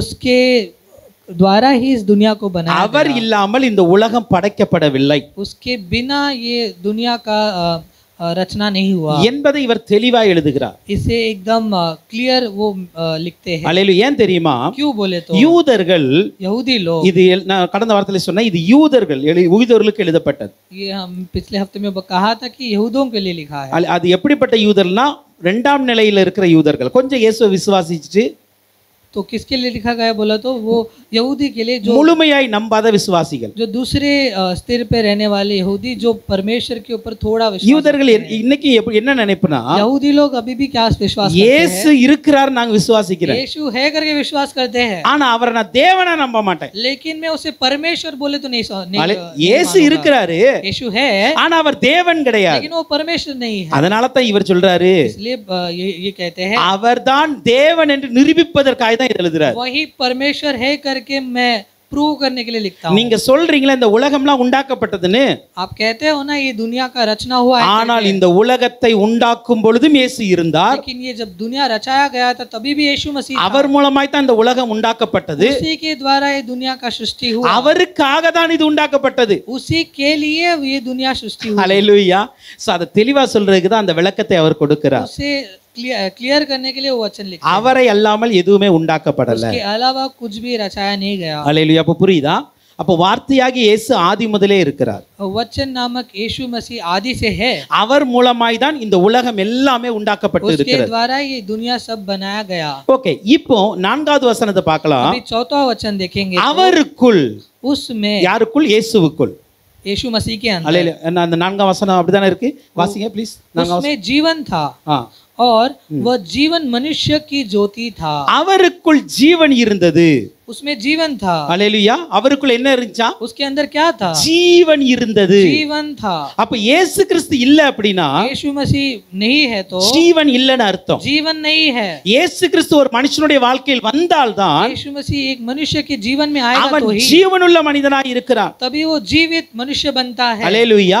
அவன் ஜீவனுள்ள மனிதனாய் இருப்பதற்கு தான் अगर एक जीवित मनुष्य रहना है இயேசு கிறிஸ்து ஒரு மனிதனுடைய வாழ்க்கையில் அவசியம். यीशु मसीह एक मनुष्य के जीवन में रहना जरूरी है. இங்கு ரெண்டு ஜீவனையும் அவர் சொல்லுகிறார். यहाँ दो तरह के जीवन लिखा गया है. உலகத்தில் வாழுகிற இந்த ஜீவனையும் சொல்லுகிறார், ये दुनिया का एक जीवन இனி வாழ போகிற நித்திய ஜீவனையும் அவர் சொல்லுகிறார். आगे जीने वाले अनंत काल का जीवन. ஹல்லேலூயா.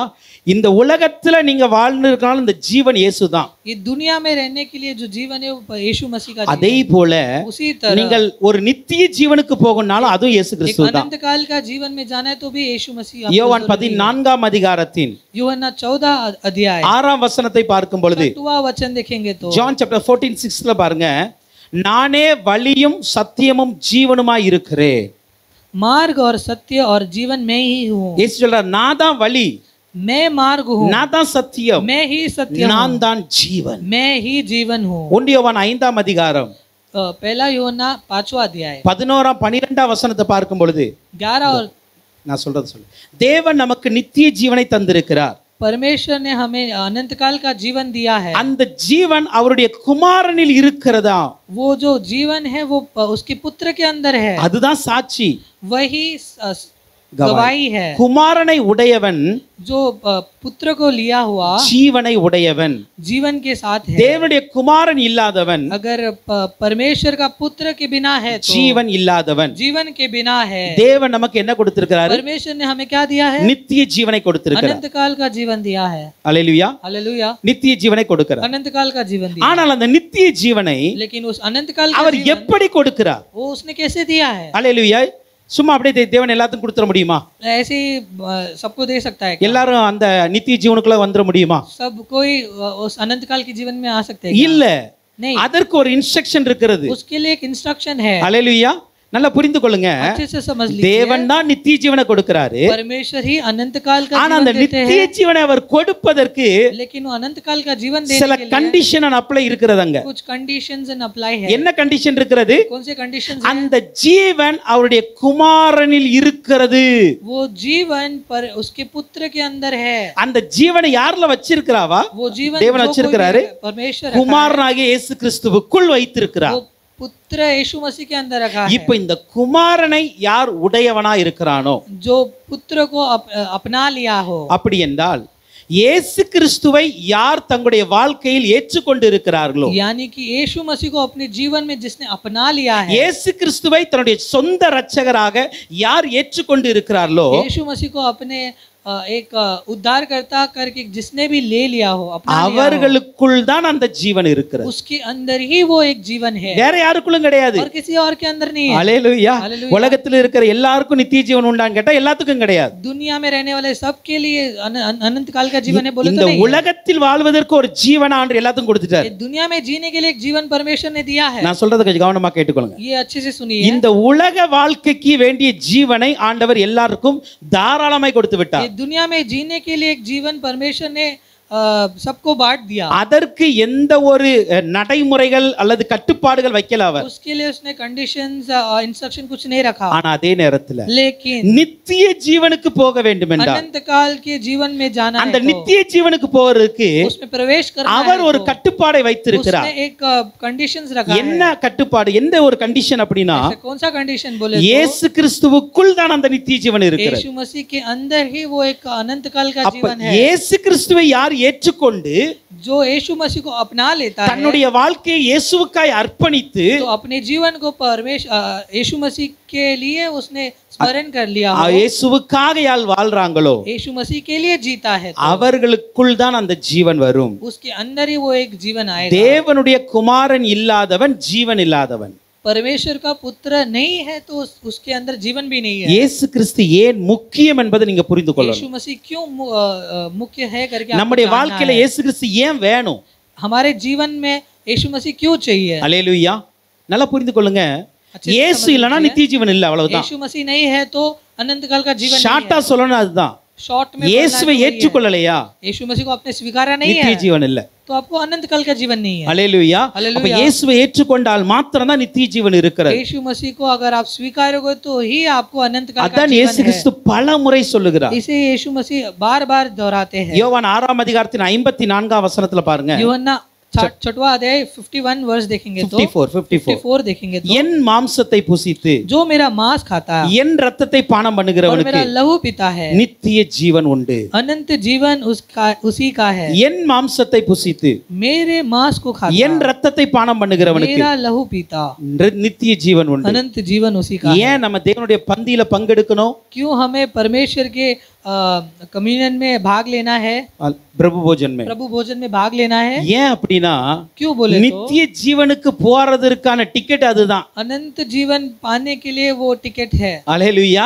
நீங்க இந்த தேவனுடைய பந்தியை எடுக்காம प्रभु भोजन लिए बिना நித்திய ஜீவனுக்கான ஒரு தகுதியை பெற்றுக்கொள்ள முடியாது. अनंत जीवन का एक काबिलता आपके अंदर नहीं रहेगा. ஏன் அப்படின்னா क्यों बोले இதுக்கே நீங்க ஆயத்தமா இல்ல, क्योंकि इसके लिए आप तैयार नहीं இதுக்கே நீங்க அலட்சியம் பண்றீங்க. हो. इसके लिए आप तुच्छ मानते हो. அப்படின்னா இப்படி நித்திய ஜீவனுக்கு போக तो முடியும்? आप कैसे अनंत जीवन में प्रवेश करोगे? தேவனுடைய பந்திக்கு கொடுக்க வேண்டிய கனத்தை கொடுக்கணும். तो प्रभु भोजन के लिए आपको एक आदर देना है. அல்லேலூயா. அல்லேலூயா. அலட்சியமாக வந்து எடுக்க கூடாது. उसे आपको तुच्छ मानकर नहीं लेना है. ஞானஸ்தானம் எடுத்த ஒவ்வொருவரும் जिसने भी बपतिस्मा लिए हो, தேவனுடைய பந்திக்கு வரும் பொழுது जब प्रभु भोजन की लेने आते हो, பயத்தோடு வரணும், डर के साथ आना है, பரிசுத்தத்தோடு வரணும், पवित्रता के साथ आना है, தகுதியோடு வரணும். एक काबिलता के साथ ஏன் आना है. தெரியுமா? क्यों बोले तो நீங்க எடுக்கிற இந்த பந்தி தான் क्योंकि आप लेने वाले प्रभु நித்திய भोजन ஜீவனுக்கு ही கொண்டு போகிறதுக்கு உங்களுக்கு தகுதியுள்ளதாய் आपको மாற்றும். अनंत काल के जीवन में प्रवेश करने के लिए वो आपको काबिल बनाएगा. இதையே நீங்க அலட்சியம் பண்ணீங்க அப்படின்னா अगर आप इसको ही तुच्छ मानोगे तो நித்திய ஜீவனை நீங்க அலட்சியம் பண்றீங்கன்னு अनंत அர்த்தம். जीवन को भी आप एक तुच्छ मान रहे हो அதான் करके होगा. பவுல் அப்போஸ்தலர் எழுதும் போது இப்படியா எழுதுகிறார். इसलिए प्रेरित पौलुस ऐसे लिखते हैं, அபாத்திரமாய் இந்த பாத்திரத்தில் யாரும் பானம் பண்ணக்கூடாது. जो इसे तुच्छ मानकर इसे बिना काबिल ताकर जो इस पे भाग लेगा. அல்லேலூயா. அடுத்து இன்னொரு வசனம் பாருங்க. யோவான் 10 அதிகாரத்தின் 28 வசனம். यूहन्ना 10वां अध्याय के 28 वचन, நான் அவைகளுக்கு நித்திய ஜீவனை கொடுக்கிறேன். मैं उनको एक और मैं उन्हें अनंत जीवन देता हूँ. அவைகள் ஒரு காலும் கெட்டு போவதில்லை, वे कभी नष्ट न होगी ஒருவனும் அவைகளை என் கையிலிருந்து பறித்துக் और கொள்வதில்லை. कोई उन्हें मेरे हाथ से छीन न लेगा. நான் அவைகளுக்கு நித்திய ஜீவனை கொடுக்கிறேன். मैं उन्हें अनंत जीवन देता हूँ. யாருக்கு? किन्हें? ஆண்டவருடைய கையில் இருக்கிற ஆடுகளுக்கு. जो परमेश्वर के हाथ में रहने वाले बकरियों के लिए, அதுக்கு முந்தின मेमनाओं के लिए। அதுக்கு முந்தின வசனம் சொல்லுகிறது, उसके पहला वाला वचन என் क्या ஆடுகள் என் சத்தத்திற்கு செவி கொடுக்கிறது. मेरी भेड़ें मेरी शब्द सुनती है। யார் இயேசு கிறிஸ்துனுடைய ஆடுகளாய் இருக்கிறார்களோ जो पर यीशु मसीह का भेड़ है அவர்கள் தான் நித்திய ஜீவனுக்கு போக முடியும். वही अनंत जीवन में प्रवेश कर அதை सकते हैं। இப்படி சொல்லலாம், उसे ऐसे कह सकते हैं, யார் இயேசு கிறிஸ்துனுடைய வார்த்தைக்கு செவி கொடுக்கிறார்களோ, जो यीशु मसीह के वचन को सुनते हैं, யார் தேவனுடைய வார்த்தைக்கு கீழ்ப்படுகிறார்களோ जो यीशु मसीह के वचन को आज्ञा पालन करते हैं, அவர்கள் தான் நித்திய ஜீவனுக்கு போக முடியும். वही अनंत जीवन में प्रवेश कर सकते हैं। அல்லேலூயா. அப்ப நித்திய ஜீவனுக்கு போகணும்னா अगर अनंत जीवन में प्रवेश करना है தேவனுடைய तो பந்திய பாத்திரவான்களாய் ஒரு தகுதியுள்ளவர்களாய் ஆசரிக்கணும். प्रभु भोजन पर भाग लेते समय आपको काबिलता के साथ भाग लेना है। ரெண்டாவது, दूसरा, நித்திய ஜீவனுக்கு போகணும்னா अनंत जीवन में प्रवेश करना है நீங்கள் தேவனுடைய சத்தத்தை கேட்கிற ஆடுகளாய் இருக்க तो आपको வேண்டும். परमेश्वर के शब्द सुनने वाले भेड़ बनना है। புரியுதா? अच्छे से தேவனுடைய समझ रहे हो? சத்தத்தை கேட்க மாட்டேன், मैं परमेश्वर के वचन को नहीं सुनूंगा, வசனத்தை கீழ்ப்படிய மாட்டேன், वचन को आज्ञा पालन नहीं நான் மனம் போன போக்குல வாழுவேன். मैं मेरे मन के हिसाब से चलूंगा। அப்படி வாழ்ந்தால் अगर ऐसे जियोगे நீங்க तो கிறிஸ்தவர்களா இருக்கலாம், आप एक मसीही हो सकते हो, பெந்தேகோஸ்தேக்காரங்களா கூட இருக்கலாம், पेंतेकोस्त भी हो நீங்க सकते हो, ஞானஸ்தானம் கூட எடுத்திருக்கலாம், आप बपतिस्मा लिए होगे, நீங்க அபிஷேகம் கூட பெற்றிருக்கலாம். आप अभिषेक भी पाए होगे, நித்திய ஜீவனுக்கு வர முடியாது. लेकिन अनंत जीवन के अंदर प्रवेश नहीं कर सकते। அல்லேலூயா. அவருடைய வார்த்தைக்கு கீழ்ப்படியாம उसके वचन के आज्ञा पालन किए நித்திய बिना ஜீவனுக்கு வர தகுதி இழந்து விடுவீங்க. अनंत जीवन के अंदर प्रवेश कर ही नहीं सकते। அல்லேலூயா. அதே யோவான் 17ஆம் அதிகாரத்து 2ஆம் வசனத்தை பாருங்க. वही यूहन्ना 17 अध्याय के 11 वचन देखेंगे। दूसरा वचन देखिए। பிதாவே வேலை வந்தது. दूसरा वचन पढ़ो। 17:2 हाँ। क्योंकि तूने उसको सब प्राणियों पर अधिकार दिया कि जिन्हें तूने उसको दिया है उन सब को वह अनंत जीवन दे। நீர் உம்முடைய குமாரனுக்கு தந்தரின யாவருக்கும் அவர் நித்திய ஜீவனை கொடுக்கிறார். அவங்க என்ன சொல்லுகிறதுனா, यहाँ क्या कहा गया है? தேவனுடைய குமாரனு யாரெல்லாம் அவருடைய இயேசு கையில கொடுக்கப்பட்டு இருக்கிறாங்களோ, जो जो कोई भी यीशु के हाथ में दिए गए हैं, அவங்க எல்லாருமே நித்திய ஜீவனை பெற்றுக்கொள்றாங்க. वो सब अनंत जीवन पा लिए हैं। அப்படி என்றால் இயேசு கிறிஸ்துனுடைய வழியில யாரெல்லாம் நடக்கிறாங்களோ, यीशु मसीह के मार्ग में जो भी चल रहे हैं, அவர்கள் தான் நித்திய ஜீவனுக்கு போகிறார். वही अनंत जीवन में प्रवेश कर सकते हैं। அல்லேலூயா. அப்ப புரியுதா? तो समझ रहे हो? நித்திய ஜீவன் யார் கொடுக்கிறா? अनंत जीवन कौन देता है? நீங்க சொல்லுங்க, நித்திய ஜீவன் யார் கொடுக்கிறா? अनंत जीवन कौन देता है? குமாரனாகிய இயேசு கிறிஸ்து. पुत्र यीशु मसीह। அல்லேலூயா. அந்த அதிகாரத்தை பிதாவானவர் குமாரனுக்கு वो கொடுத்திருக்கிறார். अधिकार परमेश्वर ने पुत्र को दिया है, ஏன்னா அவருக்குள் தான் ஜீவன் இருக்கிறது, क्योंकि उसके अंदर ही जीवन है, அவருக்குள் தான் நித்திய ஜீவன் क्योंकि இருக்கிறது. उसके अंदर ही अनंत जीवन ஆனா है। அந்த நித்திய ஜீவனை लेकिन பெற்றுக்கொள்ளணும்னா उस अनंत जीवन को आपको நமக்கு पाना ஒரு है 3 तो தகுதிகள் கொடுக்கப்பட்டு இருக்கிறது. आपको 3 काबिलता आपके अंदर होना ஒன்று, चाहिए। पहला, தேவனுடைய பந்திய परमेश्वर का प्रभु भोजन பரிசுத்தத்தோடு எடுத்துக்கொள்ளணும். पवित्रता के साथ आपको लेना है। இரண்டாவது, दूसरा, கர்த்தருடைய வார்த்தைக்கு செவி கொடுக்கணும். उसके शब्द को आपको सुनना है। மூன்றாவது, तीसरा, அவருடைய பாதையில நடக்கணும். उसके मार्ग में आपको चलना है। அல்லேலூயா. இந்த மூன்றையும் எந்த ஒரு விசுவாச பிள்ளை செய்கிறார்களோ, ये तीनों चीज जो कोई भी करता है, அவர்கள் தான் நித்திய ஜீவனுக்கு போக முடியும். वही अनंत जीवन में प्रवेश कर இந்த सकता மூன்றையும் है। நீங்கள் செய்யவில்லாவிட்டால் ये तीनों चीज आप अगर नहीं करोगे நீங்க तो கிறிஸ்தவர்களா இருந்தாலும் நித்திய ஜீவனுக்கு வர முடியாது. अब मसीह होने के बावजूद आप प्रवेश नहीं कर அல்லேலூயா. पाओगे। இயேசு கிறிஸ்து சொல்லிடுவாரு, यीशु मसीह कहेंगे, நான் உங்களை அறியேன். मैं आपको नहीं जानता, அல்லேலூயா. ஏன்னா நீங்க என் வார்த்தையை கேட்கல, क्योंकि आपने मेरे वचन नहीं सुने, என்னுடைய பாதையில நடக்கல, मेरे मार्ग में नहीं चले, என்னுடைய பந்தியில நீங்க ஒழுங்கா போஜனம் பண்ணல, मेरे प्रभु भोजन में आपने भाग नहीं நான் எப்படி लिया, உங்களை கூட்டிட்டு போக முடியும்? मैं आपको कैसे ले அப்ப जाऊंगा? இயேசு கிறிஸ்து தான் நியமிக்க இந்த காரியத்தை செய்கிறார். ये यीशु मसीह ये सब कार्य करते हैं, அதனால தான் இயேசு கிறிஸ்து கனம் கொடுக்கணும். इसलिए यीशु मसीह को आपको एक मान देना है। அல்லேலூயா. டேய் அங்க என்ன பேச்சு? இங்க பாருங்க. அடுத்து நாலாம் வசனம் இன்னொரு கருத்தை சொல்லுகிறது. चौथा वचन और एक कार्य बताता है, அந்த ஜீவன் மனுஷனுக்கு ஒளியா இருந்தது. वो जो जीवन है वो मनुष्य के लिए एक ज्योति था। அல்லேலூயா. அப்ப இயேசு கிறிஸ்து ஜீவனாய் மாத்திரமல்ல, वो जीवन ही नहीं, அவர் ஒளியாகவும் இருக்கிறார். वो ज्योति भी थे। அல்லேலூயா. புரியுதா? அவர் ஒளியாகவும் இருக்கிறார். वो ज्योति भी थे। அல்லேலூயா. அத ஏசாயா 42:7 பாருங்க. इसलिए यशायाह की किताब 42:7 42:7 देखेंगे तो, உம்மை ஜனத்திற்கு உடன்படிக்கையாகவும், நான் சொல்றது சொல்லுமா, உம்மை ஜனத்திற்கு உடன்படிக்கையாகவும், आपको मनुष्य के लिए வாச்சா वाचा बनकर, ஜாதிகளுக்கு ஒளியாகவும் வைத்திருக்கிறார். और जातियों के लिए एक ज्योति बनाकर रखा। அல்லேலூயா. அப்போ தேவன் தான் ஒளியா இருக்கிறார். परमेश्वर ही ज्योति है। அதான் லூக்கா 2ஆம் அதிகாரம் 30ஆம் வசனம் சொல்லுகிறது. लूका दूसरा अध्याय के 30 तीसरा वचन ये कहती है, புறஜாதிகளுக்கு பிரகாசிக்கிற ஒளியாகவும் अन्य जाति के लिए प्रकाशित होने वाले ज्योति के உம்முடைய समान ஜனமாகிய இஸ்ரவேலுக்கு மகிமையாகவும் இருக்கிறார். आपके लोग यानी कि इजराइल के लोग के समान है। அல்லேலூயா. அப்ப இயேசு கிறிஸ்து தான் ஒளியா இருக்கிறார். यीशु मसीह ही ज्योति है। இங்க பாருங்க, நான் சொல்றேன் फटाफट, நான் ஃபாஸ்டா சொல்லிட்டு இருக்கேன், நீங்க வசனம் குறித்துக் கொள்ளுங்க. मैं फटाफट बता रहा हूँ, आप वचन को नोट कर लेना। யோவான் 8ஆம் அதிகாரம் 12ஆம் வசனம் சொல்லுகிறது. यूहन्ना 8वां अध्याय 12 वचन ये कहती है, நான் உலகத்திற்கு ஒளியாய் இருக்கிறேன். मैं दुनिया के लिए ज्योति हूँ। என்னை பின்பற்றுகிறவன் जो मेरा पीछा करता है இருளிலே நடவாமல் वो अंधियारे से दूर रहकर ஜீவ ஒளியை அடைந்திருப்பான். वो ज्योति को पा लेता है। அல்லேலூயா. அப்ப இயேசு கிறிஸ்து சொல்றாரு, நான் தான் இந்த உலகத்திற்கு ஒளியா यीशु இருக்கிறேன். मसीह कहते हैं कि मैं इस दुनिया के लिए ज्योति हूँ। அப்படி ஒளியா இருக்கும் பொழுது ऐसे ज्योति होते என்னை யார் பின்பற்றுகிறார்களோ जो मेरा पीछा करता है அவர்கள் தான் அந்த ஒளியை, ஜீவ ஒளியை அடைந்திருப்பாங்க. वही वो अनंत जीवन पाएगा। அல்லேலூயா. अनंत ज्योति पाएगा। அல்லேலூயா. பாருங்க, நல்லா புரிந்து கொள்ளுங்க. अच्छे से समझ இயேசு लीजिए, கிறிஸ்து இந்த உலகத்துல ஒளியா இருக்கிறார். यीशु मसीह इस दुनिया के लिए एक ज्योति है। அல்லேலூயா. ஆனால் लेकिन அந்த இயேசுவை ये यीशु मसीह யார் பின்பற்றுகிறார்களோ, जो उसका पीछा करता है, அப்படி என்னால் அந்த ஒளியை யார் ஃபாலோ பண்றாங்களோ मतलब उस ज्योति को जो फॉलो करते हैं அவர்களுக்கு ஜீவ ஒளி இருக்கும். उसको अनंत ज्योति मिलता है। அல்லேலூயா. அதான் அந்த என்றென்றும் பிரகாசமா இருக்கிற அந்த பரலோகம். वही स्वर्ग है। அல்லேலூயா. அங்க இருளே இருக்காது. वहाँ कभी भी अंधियारा नहीं அந்த रहेगा। ஜீவ ஒளி இருக்கும் பாருங்களேன். वहाँ एक जीवित ज्योति रहेगा। அங்க யோவான் 9:5 சொல்லுகிறது, यूहन्ना 9:5 ये कहती है, நான் உலகத்தில் இருக்கையில் உலகத்திற்கு ஒளியாய் இருக்கிறேன். मैं जब दुनिया में था तो मैं दुनिया के लिए ज्योति था। யோவான் 12:46 சொல்லுகிறது, यूहन्ना 12 उसका 46 ये कहती है, என்னிடத்தில் விசுவாசம் இருக்கிறவன் எவனும் जो कोई मेरे ऊपर विश्वास रखता है இருளில் இராதபடிக்கு वो अंधियारे से நான் உலகத்தில் ஒளியாய் இருக்கிறேன், ஒளியாய் வந்தேன். मैं इस दुनिया में ज्योति के रूप में आया। சரி, நான் ஷார்ட்டா சொல்றேன் பாருங்களேன். मैं इसे शॉर्ट இப்ப இயேசு கிறிஸ்து ஜீவனாய் மாத்திரமல்ல ஒளியாகவும் இருக்கிறார். वो जीवन ही नहीं, वो ज्योति भी है। ஓகே, அல்லேலூயா.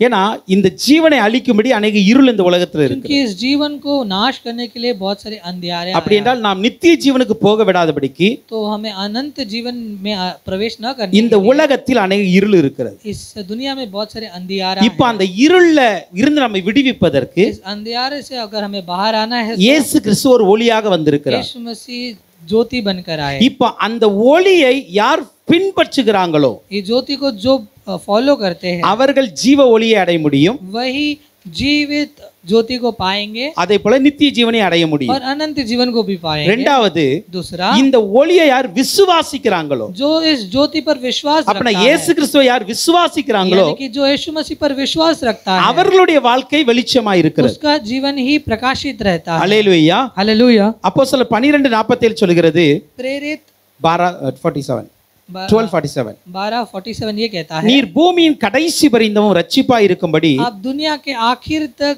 एक उद्धारक बनकर உம்மை ஜாதிகளுக்கு ஒளியாக வைத்தேன். आपको मैं जातियों का एक ज्योति இங்க बनाऊंगा। சொல்லுகிறது ரட்சிக்கும்படி ஒளியாய் வைத்திருக்கிறார். उद्धार देने के लिए एक ज्योति बनकर आए। அப்போ நான் எப்படி இந்த ஒளிக்கு ஒரு 3 காரியத்தை பாருங்க. ये ज्योति को एक तीन कार्य देखना। இந்த ஒளியை எப்படி பெற்றுக்கொள்ள முடியும்? ये ज्योति को आप कैसे पा सकते हो? ஒன்று, அவரை பின்பற்றும் பொழுது. पहला, उसका पीछा करोगे तो। இரண்டாவது, दूसरा, அவரை விசுவாசிக்கும் பொழுது. पर विश्वास रखोगे तो। மூன்றாவது, तीसरा, அவருடைய ரட்சிப்பை பெற்றுக்கொள்ளும் பொழுது. उसका उद्धार पाने के बाद। நான் சொல்றது புரியுதா? अच्छे से இந்த समझ। ஒளியை எப்படி பெற்றுக்கொள்ளலாம்? इस ज्योति को आप कैसे पा இந்த सकते 3 பாயிண்டை எழுதிக்காங்க. हो? तीनों पॉइंट को नोट कर लेना। ஒன்று, அவரை पहला, பின்பற்றும் பொழுது. उससे अगर पीछा करोगे तो। இரண்டாவது, அவரை விசுவாசிக்கும் போது. दूसरा, उस पर विश्वास रखोगे तो। மூன்றாவது, அவருடைய ரட்சிப்பை பெற்றுக்கொள்ளும் போது. तीसरा, उसका उद्धार पाने के இந்த बाद। மூன்றும் யாருக்குள் இருக்கிறதோ அவருடைய வாழ்க்கை வெளிச்சமா இருக்கிறது. ये तीनों चीज जिसके अंदर है वो उसका जीवन प्रकाशित है। இந்த மூன்றும் இல்லாதவர்கள் இருளிலே இருக்கிறார்கள் என்று तीनों அர்த்தம். जिसके पास नहीं है वो अंधियारे में है। ஹல்லேலூயா. புரியுதா? அப்ப இந்த மூன்று நம்முடைய வாழ்க்கையில இருக்கணும். ये तीनों हमारे जीवन में रहना चाहिए। இயேசுவை ஃபாலோ பண்ணணும், यीशु मसीह को फॉलो करना இயேசுவை है, விசுவாசிக்கணும், यीशु पर विश्वास रखना அவருடைய है, ரட்சிப்பை பெற்றுக்கொள்ளணும். उसका उद्धार पाना இந்த है। மூன்று பெற்றுக்கொள்ளும் பொழுது தான் நம்முடைய வாழ்க்கையில் ये ஒளியா तीनों இருக்கிறது. पाने के बाद ही हमारा जीवन प्रकाशित रहता है। இப்படி ஒளியாக்கப்பட்டவர்கள் ऐसे प्रकाशित होने वाले लोग இந்த உலகத்திற்கு ஒளியா இருக்கிறார். इस दुनिया के लिए ज्योति बनते हैं। அல்லேலூயா. இயேசு என்ன பண்றாரு தெரியுமா? यीशु मसीह क्या करते हैं? நான் உங்களுக்கு ஒரு முக்கியமான காரியத்தை சொல்லி நான் முடிக்கிறேன். मैं एक अच्छी सी एक बात बताकर इसे खत्म करता இயேசு இந்த உலகத்தில் ஒளியா இருக்கிறது போல हूं। यीशु मसीह इस दुनिया के लिए जैसे ज्योति है, அவருடைய ஒளியை யார் பெற்றிருக்கிறார்களோ जो कोई उसका ज्योति पा लिए है, அவர்களையும் அவர் இந்த உலகத்திற்கு ஒளியாக மாற்றுகிறார். उनको भी इस दुनिया के लिए एक ज्योति बनाता है। அல்லேலூயா. அவருடைய ஸ்தானத்துல உங்களை வைப்பாருங்க. उसके स्थान पर आपको भी रखेगा। அதுதான் இயேசு கிறிஸ்துடைய கிருபை. वही यीशु मसीह का अनुग्रह है। அல்லேலூயா. அந்த கிருபை இன்னைக்கு நம்ம பெற்றிருக்கோம் பாருங்க. अनुग्रह को आपको हमें पाना है। இயேசு எப்படி இந்த உலகத்திற்கு ஒளியா இருக்கிறாரோ यीशु मसीह जैसे इस दुनिया के लिए அதே ज्योति बने, போலவே उसी तरह இயேசு கிறிஸ்து நம்மை இந்த உலகத்திற்கு ஒளியா வைத்திருக்கிறார். यीशु मसीह इस दुनिया के लिए हमें एक ज्योति बनाया है। மத்தேயு 5:14 சொல்லுகிறது. मत्ती 5:14 14 ये कहती है, நீங்கள் இந்த உலகத்திற்கு வெளிச்சமா இருக்கிறீர்கள். आप इस दुनिया के लिए एक ज्योति हो। அல்லேலூயா. அப்ப நம்ம யாரா எப்படி இருக்கிறோம்? இந்த உலகத்திற்கு हम इस दुनिया के लिए कैसे हैं? வெளிச்சமா இருக்கிறோம். ज्योति बनकर அந்த हैं। வெளிச்சம் எப்படி ये செயல்படும்? ज्योति कैसे क्रिया அந்த ஒரு करेगा? வசனத்தை மாத்திரம் பார்த்து முடிக்க போறோம். एक वचन पढ़कर हम खत्म மத்தேயு करेंगे। 5:16 சொல்லுகிறது. मत्ती 5:15 ये कहती है, 16 ये कहती है। 5:16 பாருங்க. मत्ती 5:15-16 देखिए। மனுஷர் உங்கள் நற்கிரியைகளை கண்டு, मनुष्य आपके अच्छे कर्मों को देखकर, நல்லா கவனிங்க, மனுஷர் உங்கள் நற்கிரியைகளை கண்டு मनुष्य आपके अच्छे कर्मों को देखकर பரலோகத்தில் இருக்கிற உங்க பிதாவை மகிமைப்படுத்தும்படி अपने पिता को महिमा देने உங்கள் வெளிச்சம் அவர்கள் முன்பாக பிரகாசிக்க கடவது. आपका ज्योति दूसरों के सामने प्रकाशित हो। நமக்குள் இருக்கிற வெளிச்சம் எப்படி பிரகாசிக்கும் அப்படின்னா, हमारे अंदर का जो ज्योति कैसे प्रकाशित இந்த होगा? மனிதர்களுக்கு நாம் செய்கிற நல்ல செயல்கள் மூலமாக. इस मनुष्यों को हमारे अच्छे कामों को दिखाकर। அல்லேலூயா. நல்ல செயல் யாருக்கு பண்ணணும்? अच्छे काम किसे करना चाहिए? ஒன்லி கிறிஸ்தவர்களுக்கா? बस मसीह लोगों के लिए करना ஒன்லி है। சர்ச்சில் ஒரு விசுவாசிக்கா? बस चर्च में आने विश्वासियों के लिए करना है। அல்லது ஒன்லி நம்ம குடும்பத்துக்கா? बस सिर्फ हमारे परिवार के लिए? அப்படி என்றால் நீங்கள் உலகத்திற்கு வெளிச்சமா இல்ல, तो आप इस दुनिया के लिए प्रकाशित नहीं हो ஒன்லி रहे हो। கிறிஸ்தவர்களுக்கு வெளிச்சமா இருக்கிறீங்க. बस मसीह लोगों के लिए ज्योति அநேகருடைய வாழ்க்கை விசுவாசிக்கு மட்டும் தான் நம்ம வெளிச்சமா இருக்கிறோம். हो। कई लोगों का जीवन में देखोगे तो विश्वासियों के लिए ज्योति बनकर रहते வெளியே हैं। வெளிச்சமா இல்ல. बाहर वो ज्योति बनकर नहीं रहते। நீங்கள் யார் என்கிறத புரிந்து கொள்ளுங்க. आप कौन है करके आपको जानना நீங்கள் है। யார் என்றால் உலகத்திற்கு வெளிச்சமா आप இருக்கிறவர்கள். कौन है बोलो तो आप दुनिया के लिए அப்ப ज्योति இந்த हो। உலகம் உங்கள் நல்ல காரியத்தை பார்க்கணும். ये दुनिया आपके अच्छे कर्मों को देखना है। உலகத்தில் இருக்கிறவங்களுக்கு நல்லது பண்ணுங்க. अब दुनिया में रहने वालों के लिए अच्छा काम करो। ஆண்டவரை அறியாதவனுக்கு உதவி செய்யுங்க. परमेश्वर को न जानने वालों के लिए अच्छा काम करो। ஆண்டவரை அறியாதவனை நேசிங்க. न परमेश्वर को न जानने वालों को आप प्रेम कीजिए। அவங்களை நேசிக்கும் பொழுதுதான் जब आप उन्हें प्रेम करोगे तो உங்களிடத்தில் ही இருக்கிற அந்த இயேசு என்கிற ஒளி आपके अंदर जो यीशु मसीह का ज्योति है அவர்களுக்குள்ளா போகும். उनके अंदर जाएगा। அல்லேலூயா. हालेलुया। எத்தனை பேர் அப்படி வாழ்வீங்க? कितने लोग ऐसे जियोगे? இன்றைக்கு நம்முடைய வாழ்க்கை அதுதாங்க. आज हमारा जीवन ऐसे நாம் होना चाहिए। பெற்றிருக்கிற அந்த ஒளியை हमने जो पाया वो ज्योति है, இருளில் இருக்கிற அந்த ஜனங்களுக்கு நான் अंधेरे में கொடுக்கணும். रहने वाले लोगों को देना है। அவங்களை நான் நேசிப்பேன். उन्हें मैं प्रेम करूंगा, அவங்களுக்கு நல்ல காரியத்தை செய்வேன். उनको अच्छे काम करूंगा। அப்படி செய்து ऐसे कर कर இயேசு என்கிற ஒளியை यीशु मसीह यानी ज्योति को இந்த உலகம் முழுவதும் கொண்டு इस போகும். दुनिया भर ले जाऊंगा। அல்லேலூயா. हालेलुया। அப்படி கொண்டு போகலாமா? ऐसे ले जाएंगे क्या? கர்த்தர் தான் உங்களை ஆசீர்வதிப்பார். परमेश्वर आपको आशीष करे। நம்ம